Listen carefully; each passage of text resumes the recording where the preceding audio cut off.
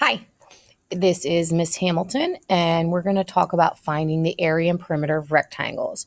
You're going to want to use this slideshow to create your Cornell notes.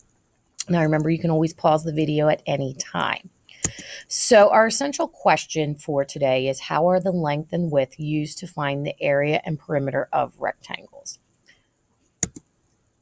The questions we're going to want to answer are what are dimensions, what is perimeter, how do I find the perimeter of a rectangle, what is area, and then how do I find the area of a rectangle. Remember, in our Cornell notes, these go down the left side. So to answer the questions, first off, what are dimensions? The dimensions of a rectangle are simply the length and the width. So we have a rectangle. We learned in elementary school that a rectangle has 4 sides. Opposite sides are the same size or the same length. For the purpose of our unit, we're going to always refer to the length as going down and the width as going across. You may see it different ways depending on what you're looking at. But again, for our unit, we're going to say length is down, width is across. Remember, if you are going swimming, first you have to jump in the pool. You got to go down before you can swim across. So we're going to say length times width, or length is down, width is across.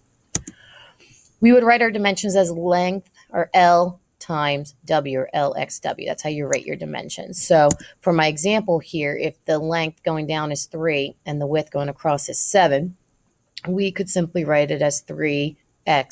That's what we would call the rectangle. We would call it a 3 by 7. That's how you would read it, 3 by 7. So what is perimeter? Our definition of perimeter is it is the distance around the outside of a figure. So for any figure, you're just going to add the outsides or add the sides. It doesn't matter how many sides they are, just make sure you're adding the outsides or the edges of the figure. So how do I find the perimeter of a rectangle? So here's my rectangle, again, with my length and my width. And we know that the opposite sides are the same size. So when I'm adding all the sides, I'm going to be adding 4 numbers. I have 2 lengths, 2 widths equals perimeter. So length plus W equals perimeter. I can shorten it to say that I do have 2 lengths and I have 2 widths. So 2L plus 2W will give me the perimeter. In math, we do have this cool thing. It's called the distributive property. And what we can do is we can factor out that 2 because there's 2 of both of them. So I can shorten my formula to say 2 parentheses L plus W close parentheses equals P. This means if I take the length and the width and add them together and then multiply that sum by 2, I would get the perimeter.